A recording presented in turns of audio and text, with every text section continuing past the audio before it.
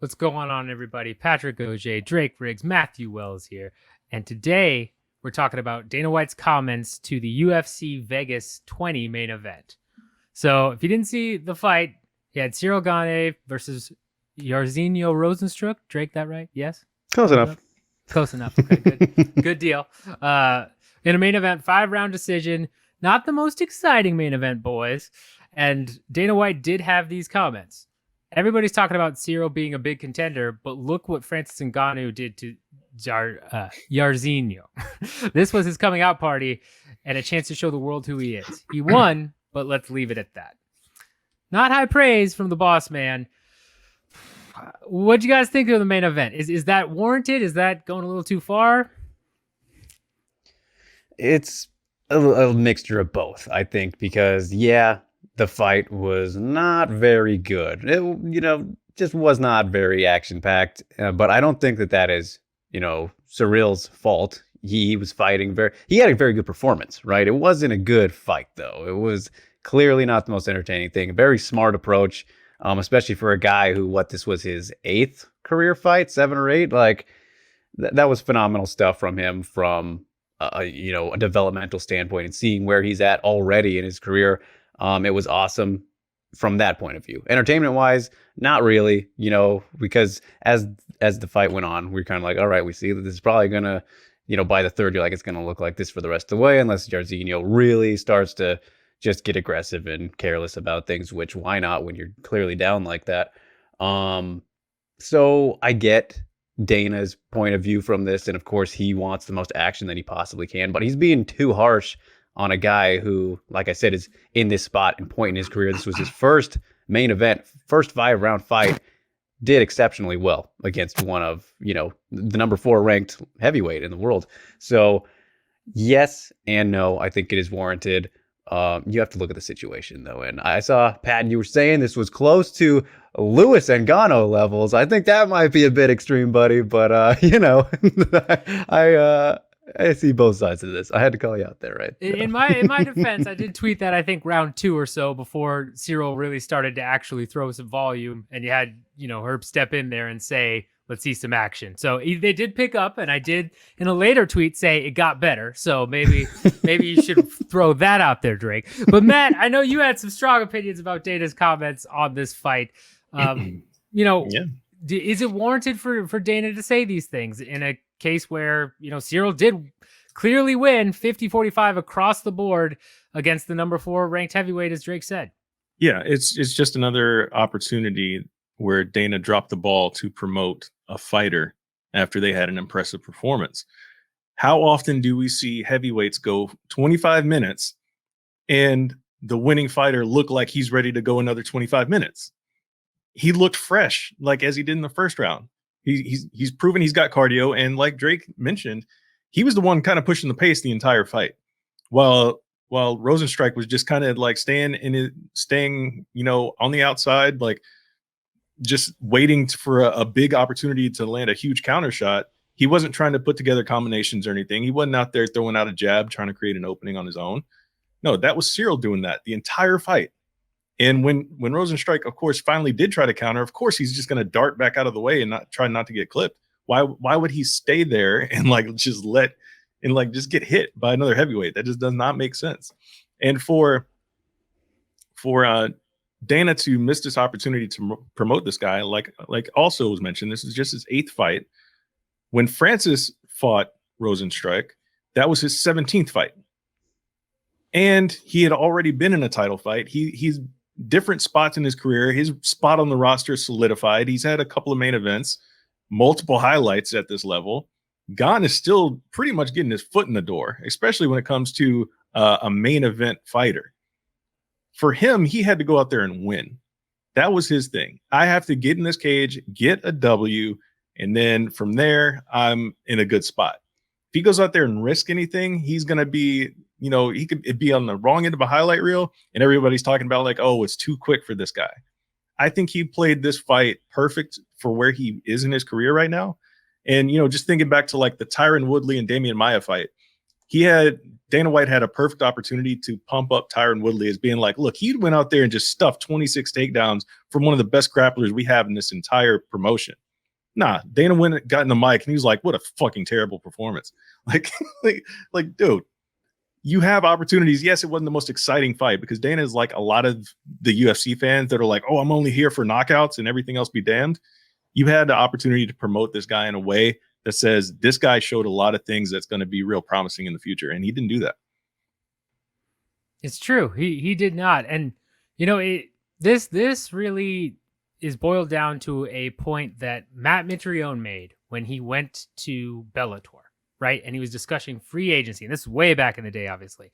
But he talked about in those negotiations that the UFC said that the UFC was the product, not the fighters. The fighters were not the product. The UFC, the brand, the image, all of that was the product. And that speaks again to how Dana and the rest of the UFC executives run this promotion.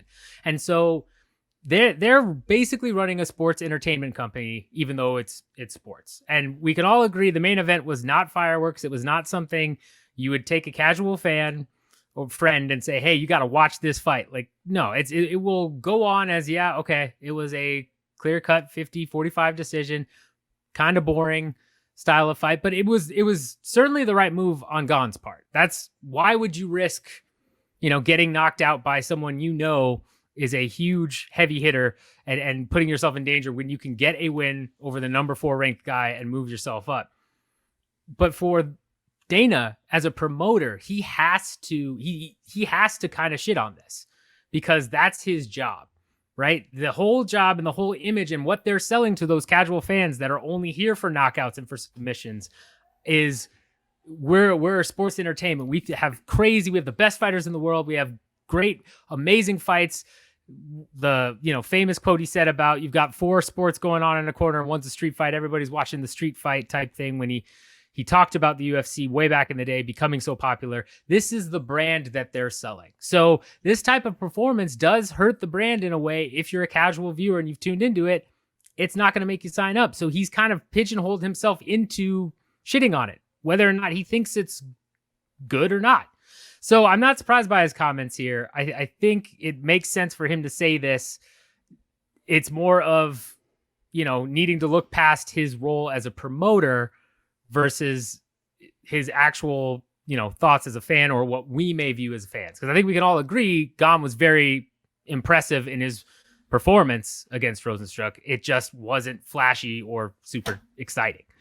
So with that being said, I guess when it comes to promoting fights like this, what can Dana really do to spin it in your guys' opinion, other than again, pumping somebody up for getting past a dangerous fighter or something of that nature? Is that really all Dana can do here? I don't know. I understand exactly what you're saying, Pat, about, that's kind of the hole that he has really dug himself into. And it all makes sense. But at the same time, it feels counterproductive when you could easily utilize how impressive the performance was. And then going forward and, you could get crazy, Dan. You could be like, this guy's future champ for sure. Like, he's got that written all over him. And that would gain as big of a reaction, maybe, if not more so.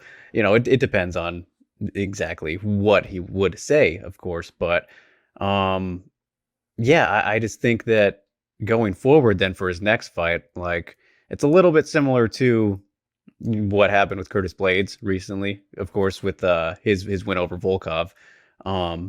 And Dana wasn't very happy with that one either, did maybe similar response, and then leading up to this Lewis fight last week, wasn't a whole lot of noise for it. And I don't know if he commented at all about, Blades in the whole time since that fight against Volkov. So it's weird to think about, just kind of ignoring a guy until he shows up in a different way. And it's hard to think about why change it when you're still winning, like in Ciryl Gane's case. And, you've seen people come to his defense already, like Tanner Bozer, who's like, our job is to win. We're supposed to go out, win by any means necessary. We get paid more when we win. We're going to do what we need to do out there. So I don't know. I guess from a standpoint for somebody like Gane specifically in this case, it'll be more about hyping up whoever his next opponent is and being like, can they crack this code? The guy's undefeated still, like looking very sharp. He's hard to beat, obviously. So you kind of look at the matchup more than the guy specifically is what I would feel like they might do in this case right now. Not a bad call, Matt. Do you agree? Yeah, I mean, like I said a second ago, man, it was an opportunity to really just tout where he could be in the future instead of just, I mean, he didn't necessarily, obviously he didn't even go to the, post-fight podium there and give his thoughts and take questions from the media because obviously he thought the fight was boring. But that's an opportunity as a promoter to get people interested in this guy going forward. When he goes out there and wins a dominant decision, yes, albeit not the most exciting fight ever, you still have an opportunity to go and spin that into a positive. That is what you do. You are PR. You are in the job of marketing, and you're in the top spot of that. The reason that fans are the way they are is because Dana is the one acting that way. So when he goes out there and doesn't relay comments immediately, fans are going to get sour just like he is. So next time you see Ciryl Gane pop up against whoever top 5 opponent they put him up against next, because that's where he's going to be in this division, people are going to be like, well, the last fight wasn't all that great, versus they could have this in their mind that we're like, Dana was like, oh, well, yeah, look what he did in 25 minutes. He didn't get tired. Like, this guy has proven he can go the distance in the main event and still look fresh. And he didn't get clipped. He didn't get hurt. There's a lot of positive you can spin it. And when you just don't say anything, it's just like you failed to do your job right there, in my opinion. So you have to continue to prop these guys up, because this is the future of your division right now.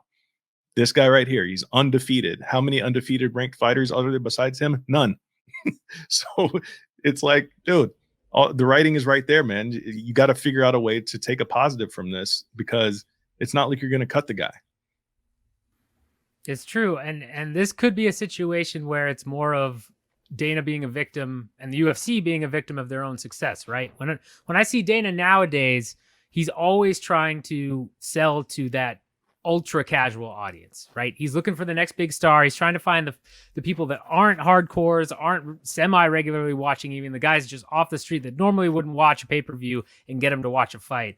And this, takes me back to Rory McDonald versus Stephen Thompson. A lot of people said that was a boring fight, and Dana came out and said, no, this was a high-level technical chess match, and really promoted Stephen Thompson's win over Rory. He could have done that in the situation with Gane, but I think at this point, he's aiming for, that bigger level, that big fish, to bring in another million pay-per-view buys, that he's kind of lost sight of some of these types of matchups. Let us know in the comments what you think. Make sure you hit that like button, that subscribe button. You haven't done that already, and the notification bell as well. But definitely let us know how you felt about the main event. How could Dana spin this as a positive? What you think of Gane moving forward? Did Dana's comments or his performance hurt his stock in your opinion? Do you care? Well, I mean, let us know in the comments how you feel about this whole fight. And with that, boys, hopefully we get some more excitement out of Gane. We know he can deliver, but again, he's got to do what he's got to do to win. So